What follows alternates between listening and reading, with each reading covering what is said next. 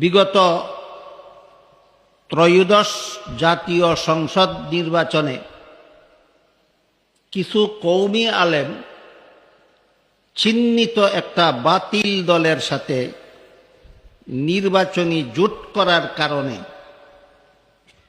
কওমিদের সাথে ওই চিহ্নিত বাতিলের একটা সেতু বন্ধন তৈরি হয়।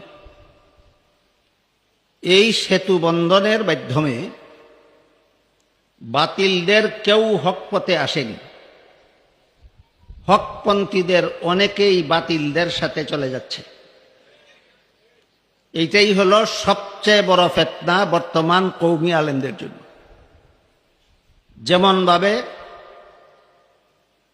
দুধের মধ্যে পেশাব পড়ে গেলে পেশাবের কোনো ক্ষতি হয় না, বরং তার দুর্গন্ধ কিছুটা দূর হতে পারে, কিন্তু দুধ আর দুধ থাকে না, সেটা পান করা হারাম হয়ে যায়। ঠিক তেমনিভাবে হকের সাথে বাতিলের সংমিশ্রণ হয়ে গেলে হক আর হক থাকে না, সেটাও বাতিল হয়ে যায়।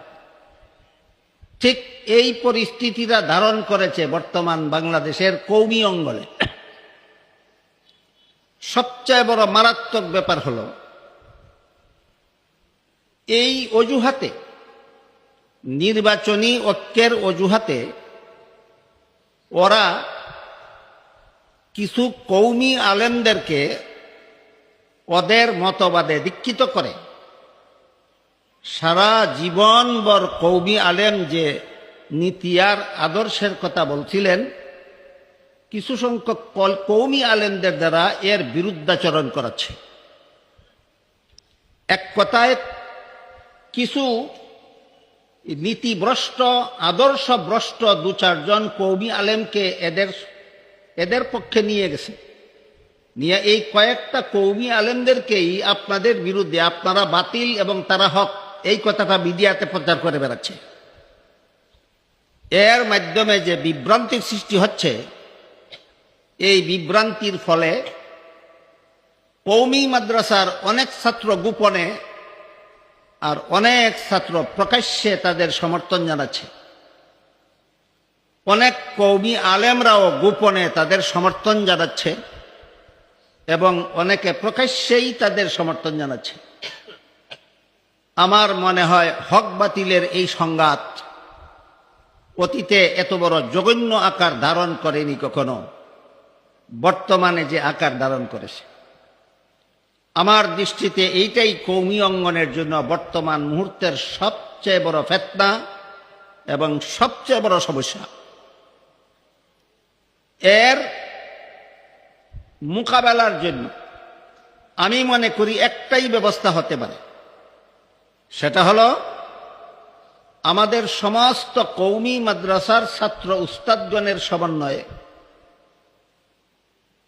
উলামায়ে দেওবন্দ হক কেন, এদের বিরোধিতা যারা সূচনাকাল থেকে করে এসেছে, আজও পর্যন্ত যারা করে, এরা বাতিল কেন?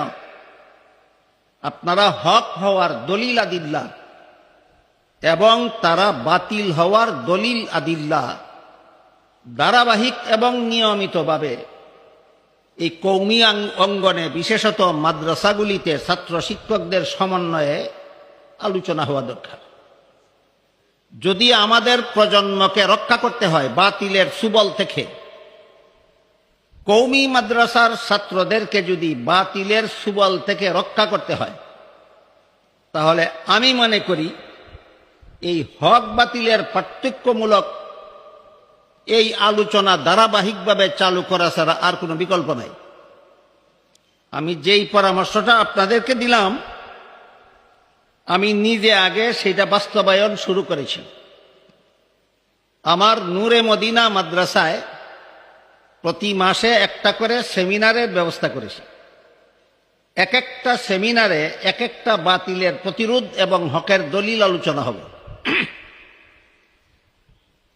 বিগত 23শে এপ্রিল, এই 2 দিন আগে আমি প্রথম সেমিনার করেছি। ওই সেমিনারের আলোচ্য বিষয় ছিল আল্লাহ কোথায় আছেন। আল্লাহ কোথায় আছেন এই প্রশ্নের জবাবটা নিয়ে এই বাতিল এবং আরেকটা বাতিল আছে লামজহাবি, যে বাতিলের সাথে নির্বাচনের মাধ্যমে কৌমিদের সেতুবন্ধন তৈরি হয়েছে, এই বাতিল এবং আরেকটা বাতিল আছে লামজহাবি। এই উভয় বাতিল দলের জঘন্যতম কুফুরি আকীদা। আমার জানা মতে কৌমি অঙ্গনের অনেক আলেমরাও জানেন না যে এটা একটা কুফুরি আকীদা।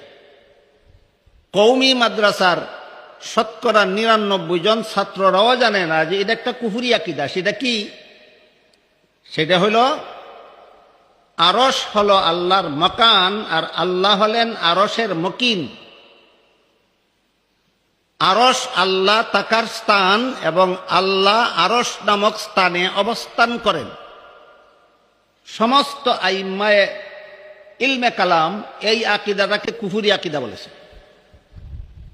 ইমাম আবু হানিফা রহমতুল্লাহি আলাইহি ব্যাপারটাকে অত্যন্ত পরিষ্কারভাবে একটা কথার মাধ্যমে ওয়াজাহাত করেছেন, সেটা হলো আল আন কামা কান। মর্ম হল জগৎ সৃষ্টির আগে যেভাবে আল্লাহ স্থান ছাড়া অবস্থান করতেন, জগৎ সৃষ্টির পরেও আল্লাহ সেভাবেই স্থান ছাড়া অবস্থান করেন। হ্যাঁ, গুণগতভাবে আল্লাহ আরশেও আছেন, আসমানেও আছেন, জমিনেও আছেন, পাতালেও আছেন। ইলমান ওয়া কুদরাতান লা জাতান।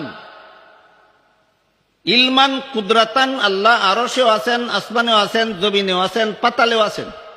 কিন্তু আল্লাহর জাত বা আল্লাহর সত্তা বা আল্লাহর অস্তিত্ব যেমন ভাবে জগৎ সৃষ্টির আগে কোনো স্থানে ছিল না, এখনো কোনো স্থানে নয়, ভবিষ্যতে কোনো স্থানে অবস্থান করবে না। এটা ইসলামী আকীদা।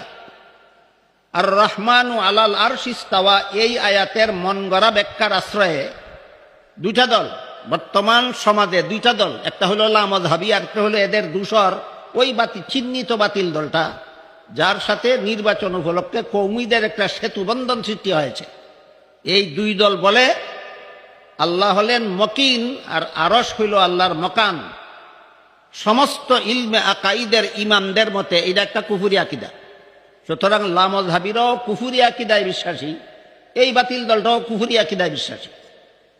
আকীদার কথা বললেই তারা বলে তাদের আকীদার ভুল কোথায় তারা দেখে না। আকীদার ভুল, চামচিকার দৃষ্টিশক্তির ভুল কোথায় চামচিকা দেখবে কিভাবে? যারা কুফুরি আকীদা পোষণ করে এদের আকীদার ভুল কোথায় তারা দেখবে কিভাবে?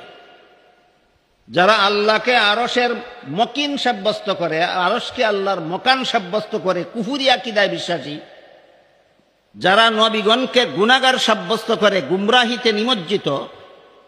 যারা সাহাবায়ে কেরামের সমালোচনায় পঞ্চমুখ, এরা নাকি দেখে না এদের আকীদার ভুল কোথায়।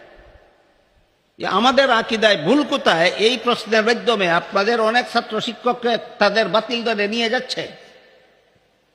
এই সুবল থেকে, এই দুই বাতিল দলের সুবল থেকে কৌমি অঙ্গনের উলামা তুলাবাকে রক্ষা করার জন্য আমি মনে করি এইরকম নিয়মিত সেমিনার করে হক বাতিলের পার্থক্যমূলক আলোচনা, দলিল আদিল্লা সহ বিস্তারিত বিবরণ করে আমাদের প্রজন্মকে রক্ষা করার ব্যবস্থা নেওয়া ছাড়া বিকল্প কোনো ব্যবস্থা নাই। আল্লাহ বিষয়টা আমাদের সঠিকভাবে অনুধাবন করার তৌফিক দান করুন। ওয়া আখিরু দাওয়ানা আনিল হামদুলিল্লাহি রাব্বিল আলামিন।